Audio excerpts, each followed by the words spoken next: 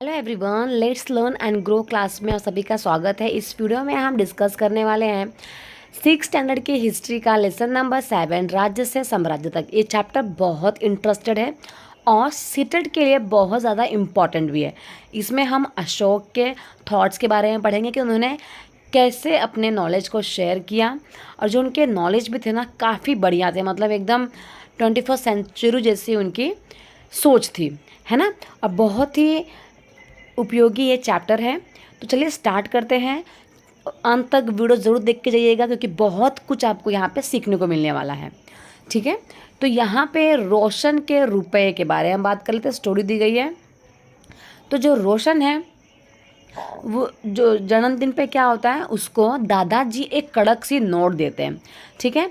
और वो बच्चा क्या करता है, अपने हाथ में वो नोट को दबा कर रखता है और वो क्या सोचता है कि इस पैसे से उसको क्या खरीदना है, नई सीढ़ी खरीदने का बहुत मन था कि नई क्या खरीदूंगा, सीढ़ी खरीदूंगा, ठीक है। पर साथ ही वो क्या करना चाहता है, नए कड़क नोटों को देखना चाहता है, छूकर महसूस करना चाहता है, ठीक है। तभी उसने देखा नोट में दाहिनी तरफ क्या है, दाहिनी तरफ गांधी जी का मुस्कुराता हुआ चेहरा बना हुआ है और बाई तरफ छोटे छोटे शेर चित्रित है। तो वो सोचा कि ये नोट पे आखिरकार ये शेर क्या कर रहा है, इस शेर को क्यों बनाया गया है, ठीक है। तो चलिए पढ़ते हैं कि जो क्वेश्चन आया रोशन के मन में कि जो शेर है ये आखिरकार क्या है। आपने ये शेरों को तो देखा ही होगा, है ना। 4 शेर होते हैं, पीछे वाला शेर नहीं नज़र आता, ठीक है। तो ये हमारे 4 स्तंभ हैं, है ना। क्या है, 4 स्तंभ। चलिए, तो यही हमारे सिक्कों पे भी बने होते हैं और वही हमारे नोटों पे भी बने हुए होते हैं, ठीक है। चलिए, हम जिन शेरों के चित्र रुपए पैसे पर देखते हैं ना, उनका एक लंबा इतिहास रहा है, ठीक है। उन्हें कैसे किया गया है, उन्हें पत्थरों को काट के बनाया गया है और फिर उन्हें कहाँ पर स्थापित किया गया है, इस स्तंभ को सारनाथ के एक विशाल स्तंभ पर स्थापित कर दिया गया था, ठीक है। कहाँ पर स्थापित किया गया है, सारनाथ में स्थापित किया गया है, ठीक है। इतिहास की अगर हम बात करें तो जितने भी महान महान राजा थे उनमें से एक राजा थे अशोक, ठीक है। उसमें से एक जो मेन राजा थे उनका नाम क्या था, अशोक। और उनके उनके निर्देश थे कि बहुत सारे निर्देश उन्होंने ऐसे दिए कि उन्हें कई स्तंभों और पत्थरों पे क्या किया गया, उत्कीर्ण किया गया, है ना। मतलब उन्होंने ऐसे ऐसे निर्देश दिए कि उनको ना स्तंभों पर लिखा गया, अभिलेखों को जो भी उन्होंने बोला उसको पत्थरों के ऊपर, स्तंभों के ऊपर उत्कीर्ण किया गया, ठीक है। इसके पहले हम जानेंगे कि अब ये अभिलेख क्या होता है भाई साहब। तो ये समझने के लिए हमें किसको समझना पड़ेगा, राज्य को साम्राज्य क्यों कहा जाता है, ठीक है। इसको समझने से पहले हम क्या समझेंगे कि राज्य को साम्राज्य क्यों कहा जाता है, ठीक है। तो अशोक जो हैं वो जिस साम्राज्य पर शासन करते थे ना, उनकी स्थापना किसने की थी, उनके दादाजी ने की थी।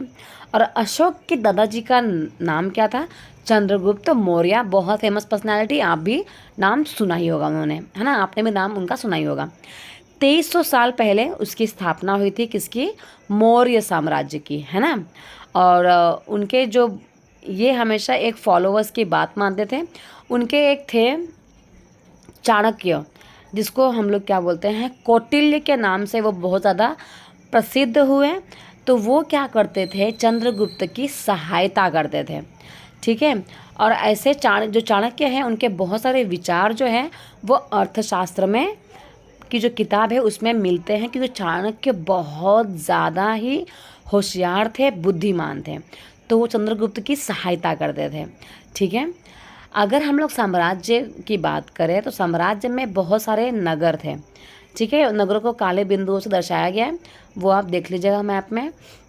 तो उनकी कुछ राजधानियाँ हुआ करती थी साम्राज्य की, जैसे कि पाटलिपुत्र, उज्जैन और तक्षशिला जैसे कुछ नगर मुख्य थे, प्रमुख थे, फेमस थे उस टाइम पे, ठीक है। अगर हम तक्षशिला की बात करें तो जो तक्षशिला है वह उत्तर पश्चिम और मध्य एशिया के लिए जाने आने और जाने का मार्ग हुआ करता था। ठीक है, तक्षशिला क्या होता था? आने और जाने का मार्ग हुआ करता था। वही अगर हम दूसरी तरफ उज्जैन की बात करें तो जो उज्जैन है वो उत्तरी भारत से दक्षिण भारत में जाने वाले रास्ते पे पड़ता था, है ना, क्योंकि उज्जैन एकदम बीच में पड़ता है। तो यहाँ पे उत्तर भारत है, यहाँ पे दक्षिण भारत है ना। तो शायद नगरों के जो व्यापारी हैं, जो सरकारी अधिकारी है और जो शिल्पकार है वहीं पर रहा करते होंगे। ठीक है, चलो नेक्स्ट।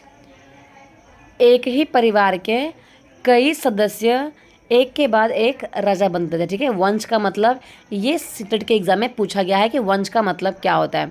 तो एक ही परिवार के कई सदस्य क्या करते हैं? एक के बाद राजा बनते हैं। तो उन्हें क्या किया जाता है? वंश कहा जाता है ना।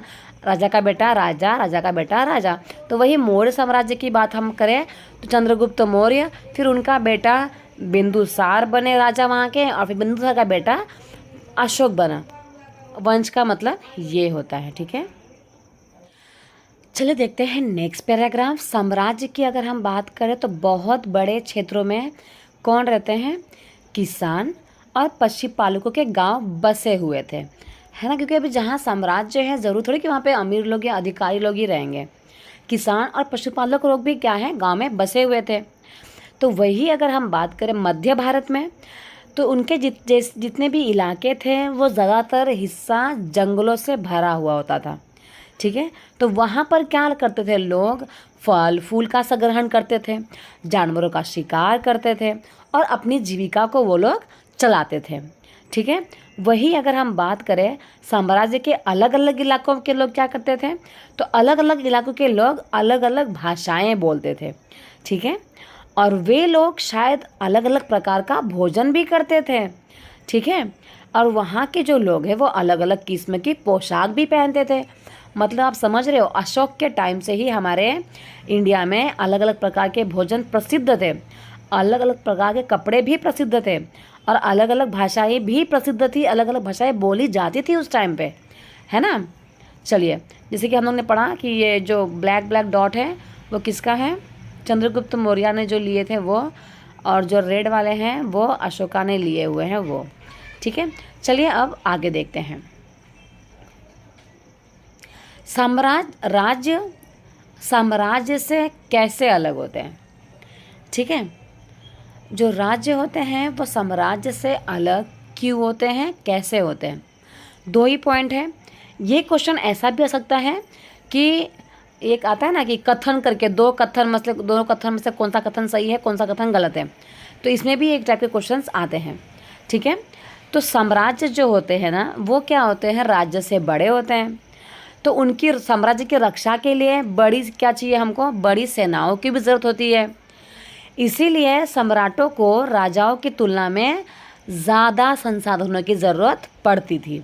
ठीक है, और इन्हीं कारण से उन्हें बड़ी संख्या में क्या लेना पड़ता था? कर इकट्ठा करना पड़ता था, और कर इकट्ठा करने के लिए उनको अधिकारियों की भी ज़रूरत पड़ती थी।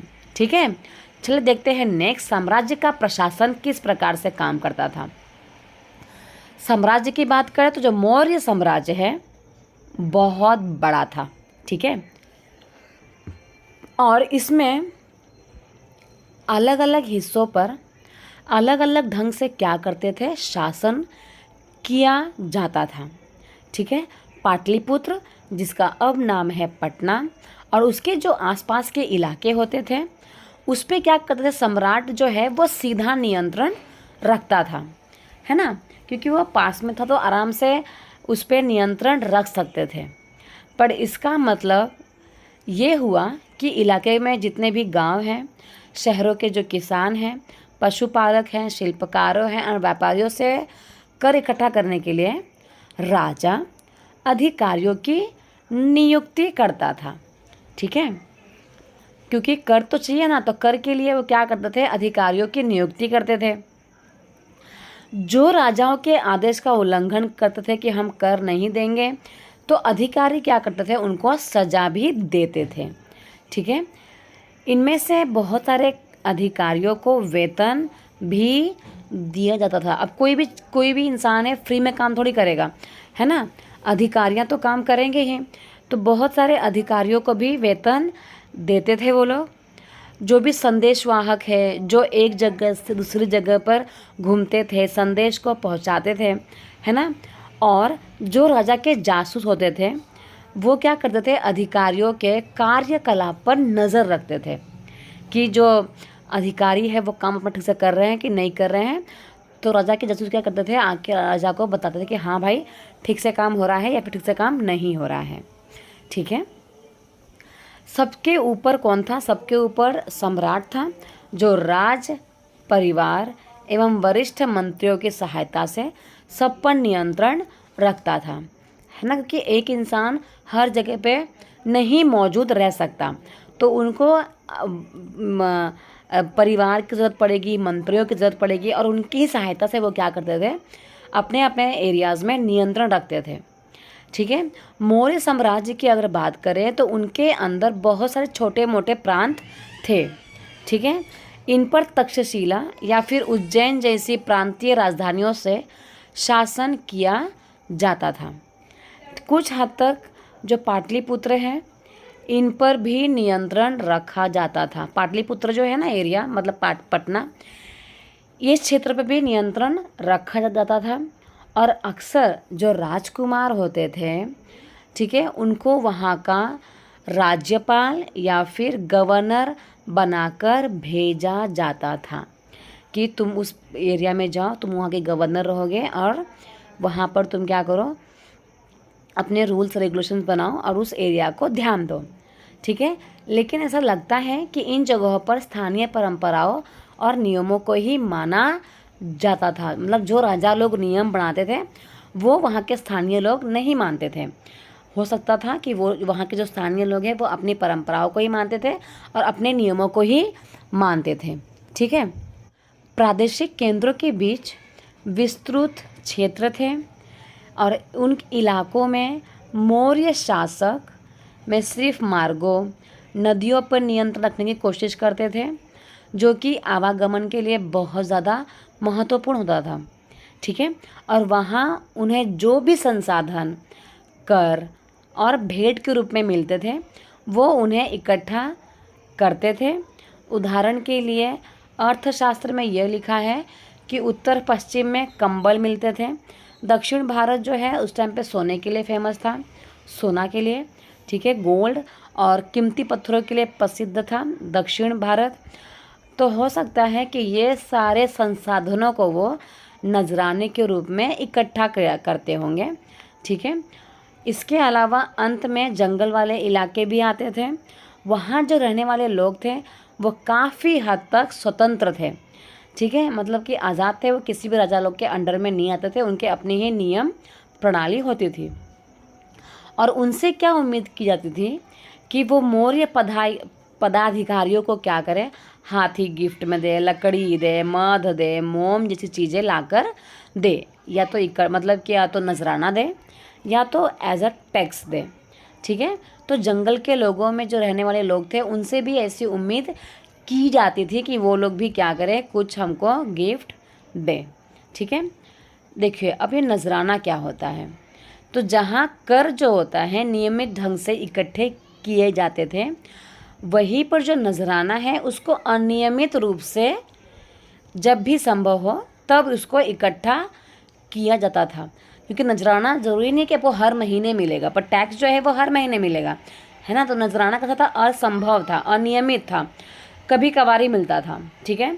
तो ऐसे जो नजराने होते थे वो विविध पदार्थों के रूप में प्राय ऐसे लोगों के लिए जाते थे जो स्व इच्छा से देते थे। क्योंकि नजराना देने वाला इंसान का जब मन करेगा तभी देगा ना, फोर्सफुली तो आप किसी से गिफ्ट वगैरह दिलवा नहीं सकते हो। तो उनका जब मन होता था तभी वो क्या करते थे, देते थे। ठीक है। अब नेक्स्ट जो है यहाँ पे दिया हुआ है, राजधानी में सम्राट, मतलब जो राजधानी थी उसमें सम्राट का क्या रोल था। ठीक है। तो मेगास्थनीज जो हैं चंद्रगुप्त के दरबार में पश्चिम एशिया से आए हुए क्या थे, एक राजदूत था। और मेगास्थनी ने क्या किया है, कुछ विवरण किया है। ठीक है। और यहाँ पर हम ना उसके विवरण के बारे में पढ़ेंगे, मतलब उसने कुछ बातें बताई हैं उसके बारे में ही हम लोग पढ़ेंगे। तो सम्राट का जनता के सामने आने के अवसरों पर शोभा यात्रा के रूप में जश्न मनाया जाता था। मतलब अगर कोई सम्राट है, समझ लो चंद्रगुप्त मौर्य ही है, फिर अशोक है, तो अगर उनकी शोभा यात्रा निकलती थी लोगों के बीच में, जनता के बीच में, जब इनका आमना सामना होता था तो इसको एक जश्न के रूप में मनाया जाता था। ठीक है। सोने की पालकी लेकर आ जाती थी। इसके बाद उनके जो अंगरक्षक होते थे उसको सोना और चांदियों से सजाया जाता था। हाथियों को भी सोना और चांदी से सजाया जाता था और अंगरक्षक उसके ऊपर क्या करते थे, सोना और चांदी से उसको अलंकृत करते थे। ठीक है। और उसके ऊपर ही जो अंगरक्षक है वो सवार रहते थे। कुछ अंगरक्षक जो हैं वो पेड़ों को लेकर चलते थे और जो पेड़ होते थे उसके ऊपर बहुत सारे तोतों का झुंड हुआ करता था। ठीक है। जो सम्राट के चारों तरफ चक्कर लगाता रहता था। वहीं पे अगर बात कर तो जो राजा है वो महिलाओं से घिरे होते थे। ठीक है। क्यों? क्योंकि महिला से क्यों घिरे रहते थे? उनको डर था कि कोई उनकी हत्या करने की कोशिश ना कर दे। ठीक है। क्योंकि दुश्मन भी बहुत सारे हुआ करते थे, इसलिए वो महिलाओं के घेरे बनवाते थे। ठीक है। इसके अलावा जब भी खाना खाने का समय होता था तो जो उनके नौकर होते थे वो खाना चख कर उनको देते थे। ठीक है। और वो लगातार कभी भी एक कमरे में 2 दिन कंटिन्यू एक कमरे में नहीं सोते थे। डेली वो अपना कमरा क्या करते थे, चेंज करते थे, क्योंकि उनको डर था कि अगर एक ही कमरे में सोएंगे तो जो भी हमारा दुश्मन है उसको पता चल जाएगा कि हम इसी कमरे में सोते हैं, तो वो आकर हमारे ऊपर क्या कर सकता है, अटैक कर सकता है। इसलिए वो 2 रात एक ही कमरे में कभी नहीं सोते थे। ठीक है।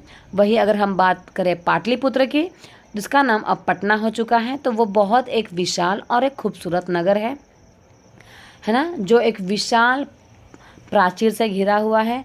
उसमें 570 बुर्ज हैं, 64 द्वार हैं, 2 और 3 मंजिले वाले घर हैं, लकड़ी और कच्ची ईंटों से बने हुए घर हैं। राजा का महल काठ का बना हुआ है जिसे पत्थर की नक्काशी से अलंकृत किया गया है।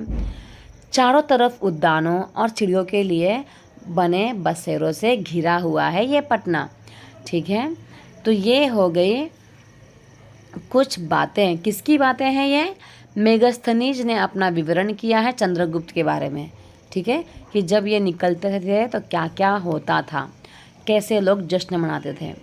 अब हम देखते हैं नेक्स्ट अशोक। अशोक क्या है? एक अनोखा सम्राट बन चुके हैं, क्योंकि अशोक बहुत फेमस हुए थे।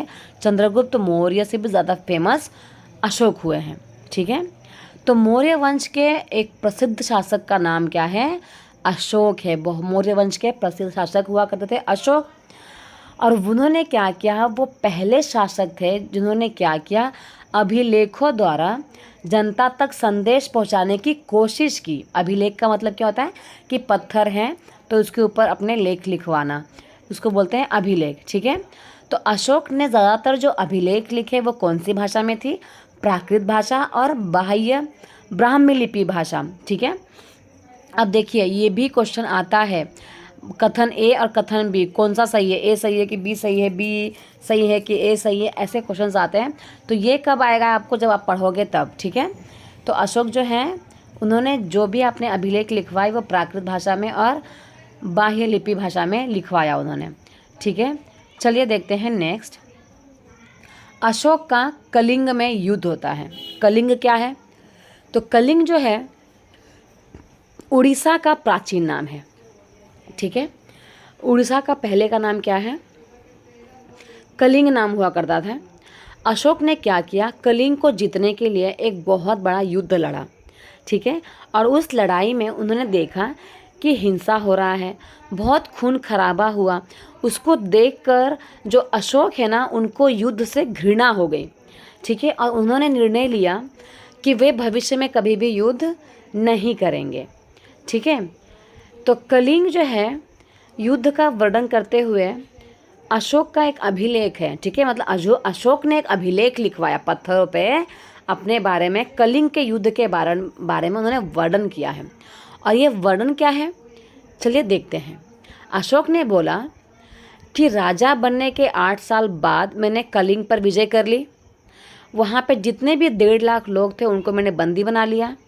1 लाख से ज़्यादा लोग मारे गए, क्योंकि युद्ध में तो लोग मरते ही हैं ना, ठीक है। इससे मुझे बहुत दुख हुआ। क्यों दुख हुआ, इसके बारे में भी ये बता रहे हैं, ठीक है। जब किसी स्वतंत्र देश को जीता जाता है ना, तो लाखों लोग तो मर ही जाते हैं, बहुत सारे बंदी भी बना जाते हैं, बहुत सारे जो ब्राह्मण होते हैं, श्रमण होते हैं, वो भी मर जाते हैं। बहुत सारे लोग के जो सगे संबंधी होते हैं, मित्र होते हैं, उनको एक दूसरे से बहुत प्यार होता है, वो भी एक दूसरे से बिछड़ जाते हैं युद्ध के दौरान। दास और मृतकों के प्रति दयावान होते हैं वो लोग, है ना, वे भी युद्ध में मारे जाते हैं। अपने प्रियजनों को भी कुछ लोग खो देते हैं। तो इसीलिए मुझे ये पश्चाताप हो रहा है, अब मैं कभी भी युद्ध नहीं लड़ूंगा, मैं धर्म का पालन करूंगा। तो धर्म का मतलब क्या होता है, धर्म का पालन करूंगा, मैं युद्ध नहीं लड़ूंगा, ठीक है। और दूसरों को भी यही शिक्षा दूंगा कि वो धर्म का ही पालन करें, ठीक है। नेक्स्ट, मैं मानता हूँ कि धर्म के माध्यम से लोगों का दिल जीतना बलपूर्वक विजय पाने से ज़्यादा अच्छा है। किसी को बलपूर्वक जीतने से अच्छा है कि किसी को धर्म के बलबूते पे या प्यार मोहब्बत से जीता जाए। ये अशोक के क्या थे, थॉट्स थे, ठीक है। मैं ये अभिलेख भविष्य के आने वाले जो भी लोग हैं उनके लिए उत्कीर्ण कर रहा हूँ। मेरे बाद जो मेरे बेटे हैं या जो मेरे पोते होंगे वो कभी भी युद्ध न करें, ठीक है।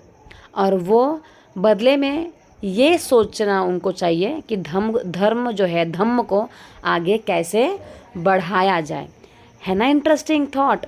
सोचिए अशोक का थॉट कितना ज़्यादा यूनिक था उस टाइम पे भी, है ना। अब यहाँ पे जो दिख रहा है आपको, बैल की फ़ोटो दिख रही है, तो ये जो बैल का फ़ोटो है वो कहाँ पर मिला है, इसको अगर देखोगे तो पॉलिश किया हुआ पत्थर से उसको बनाया गया है। बिहार में एक प्लेस है रामपुरवा, वहाँ पर ये मिला था, ठीक है। और ये जो है ना, ये मौर्यकालीन स्तंभ का हिस्सा है, मौर्यकालीन, ठीक है। जब चंद्रगुप्त मौर्य थे तब का ये हिस्सा है। तो इसको राष्ट्रपति भवन में रखा गया है, ठीक है। और ये एक मूर्ति का नमूना है, ये किस प्रकार से बनाया गया है। उस टाइम पे भी बहुत आर्टिशंस होते थे, है ना। चलिए देखते हैं अशोक का धम्म क्या था। तो जो अशोक है उनका धम्म ये था कि किसी देवी देवता की पूजा या किसी भी कर्म कांड करने की आवश्यकता नहीं है, ठीक है। अशोक को ऐसा लगता था कि जैसे एक पिता अपने बच्चे को अच्छे व्यवहार की शिक्षा देता है, वैसे ही यह उनका कर्तव्य है कि वो अपने प्रजा को भी निर्देश दें। वे बुद्ध के उपदेशों से भी बहुत ज़्यादा प्रेरित थे, है ना। तो अपने आप को एक पिता के रूप में देखते थे और अपने प्रजा को एक बच्चे के रूप में देखते थे। तो उनको शिक्षा देना उनका कर्तव्य था। उनको ना बुद्ध के धर्म भी उनको काफ़ी अच्छा लगा और उससे भी वो काफ़ी प्रेरित हुए थे, ठीक है। बहुत सारी समस्याएं भी थी जिनके लिए उनमें संवेदना थी, ठीक है। उनके साम्राज्य में अलग अलग धर्मों को मानने वाले लोग थे, देख रहे हैं आप। और इनमें क्या होता था, कई बार टकराव भी पैदा होता था, क्योंकि जैसे हमने पढ़ा कि उनके बहुत सारे लोग अलग अलग लैंग्वेज यूज़ करते थे, बहुत सारे लोग अलग अलग कपड़े भी पहनते थे, बहुत सारे लोग अलग अलग खाना भी खाते थे। तो इसके वजह से क्या होने लगा, उनमें टकराव भी पैदा होता था। जानवरों की बलि चढ़ाई जाती थी, ठीक है। दास और नौकरों के साथ क्रूर व्यवहार किया जाता था। इसके अलावा परिवार में, पड़ोसियों के बीच में भी क्या होता, झगड़े होते रहते थे। तो अशोक ने यह महसूस किया कि ये सारी समस्याओं का निदान करना उनका कर्तव्य है। इसलिए उन्होंने क्या किया, धम्म महामात्य नाम के अधिकारियों की नियुक्ति की, जो जगह जगह पर जाकर क्या करते थे, धम्म की शिक्षा देते थे कि आपका धर्म क्या है, आपको क्या करना चाहिए। लड़ाई झगड़ा में कुछ नहीं रखा है, प्यार मोहब्बत से आपको रहना चाहिए, ठीक है। इसके अतिरिक्त अगर हम बात करें तो अशोक ने अपने संदेश बहुत सारे स्थानों पर, शिलाओं पर, स्तंभों पर खुदवा दिए। ठीक है, और अधिकारियों को भी ये निर्देश दिया कि राजा के संदेश को उनके लोगों को पढ़कर सुनाया जाए जो खुद पढ़ नहीं सकते हैं, है ना। क्योंकि उन्होंने अपने जो भी विचार थे उसको उन्होंने शिलाओं पर, स्तंभों पर लिखवाया। इसके अलावा उन्होंने अधिकारियों को बोला कि जिसको पढ़ना नहीं आता है उनको आप पढ़कर भी सुनाओ, ताकि जो भी उनका धर्म है उसका क्या हो, धर्म के जो विचार हैं उसका प्रसरण हो। ठीक है, तो इनका अशोक के जो धर्म के विचारों को जो प्रसारित करने के लिए सीरिया, मिस्र, ग्रीस में दूत भेजे गए, है ना। अलग अलग एरियाज़ में भी चंद्रगुप्त मौर्य या अशोका के क्या दिए गए, जो धर्म के विचार थे उसको प्रचलित किया गया, प्रसारित किया गया। और अपने पुत्र महेंद्र और अपनी पुत्री संघमित्रा को इसी कार्य हेतु उन्होंने श्रीलंका भी भेजा। तो श्रीलंका में भी भेजा उन्होंने, क्यों? क्योंकि उनको क्या करना है, धर्म का प्रमोशन करना, कि धर्म क्या है, लोगों को अपने धर्म के अंदर ही रहना चाहिए, है ना, धर्म के अगेंस्ट काम नहीं करना चाहिए। तो उन्होंने अपने पुत्र और पुत्री को भी इस कार्य में व्यस्त कर दिया। ठीक है, उन्होंने क्या किया, बहुत सारी सड़कें बनवाई, कुएं खुदवाए, विश्राम गृह भी बनवाया। इसके अलावा जो मनुष्य और जानवरों के लिए उन्होंने चिकित्सा की भी व्यवस्था की। ठीक है, चलिए अब यहाँ पे देखते हैं अशोक का जो संदेश है अपनी प्रजा के लिए। तो अशोक जो है वो अपनी प्रजा को क्या बोल रहे हैं, लोग जो होते थे ना वहाँ पर अलग अलग चीज़ों पर, अलग अलग अवसरों पर अनुष्ठान करते थे। ठीक है, उदाहरण के लिए अगर कोई बीमार होता है तो अनुष्ठान होता था, बच्चे का विवाह हो रहा है तो भी अनुष्ठान होता था, बच्चों के जन्म पर भी अनुष्ठान होता था। ठीक है, अगर कोई यात्रा शुरू करनी है तो भी अनुष्ठान। तो ये तरह तरह के अनुष्ठान हुआ करते थे। ठीक है, तो इनका क्या मानना है कि ये कर्मकांड किसी काम का नहीं है, इसके बदले में अगर तुम लोग दूसरी रीतियों को माने तो वो ज़्यादा फलदायी होगा। उनकी जो रीतियां हैं, क्या क्या रीतियां थी, ठीक है, अपने दासों के साथ, अपने नौकरों के साथ अच्छा व्यवहार करो, बड़ों का आदर करो, सभी जीवों के साथ दया भावना रखो, ब्राह्मणों और श्रमणों को दान दो। ये उनकी क्या थी, रीतियाँ थी, किसकी, अशोक की। ठीक है, उन्होंने क्या, अपने धर्म की उन्होंने प्रशंसा की। उन्होंने क्या बोला कि ऐसा मत करो कि तुम अपने धर्म की प्रशंसा करो और दूसरे धर्म की निंदा करो, ये गलत बात है, दोनों ही बात गलत है। किसी का प्रमोशन नहीं करना है, तो हर किसी के धर्म को आदर करना सीखो, है ना। यदि कोई धर्म की बड़ाई कर रहा है या दूसरे धर्म की बुराई करता है, वो वास्तव में क्या कर रहा है, अपने धर्म को ज़्यादा नुकसान पहुंचा रहा है। इसीलिए हर किसी को एक दूसरे के धर्म की क्या करना चाहिए, आदर करना चाहिए, समझना चाहिए और उनको समझने की कोशिश करना चाहिए। तो ये थॉट्स थे अशोका के, है ना, यूनिक थॉट। ऐसा लग रहा है ना कि 21st सेंचुरी का कोई इंसान बोल रहा है। ठीक है, तो ये चैप्टर जो है यहीं पे ख़त्म होता है। बहुत इंटरेस्टिंग चैप्टर था, बहुत मज़ा आया मुझे इसको पढ़ाकर। ठीक है, मिलते हैं नेक्स्ट क्लास में।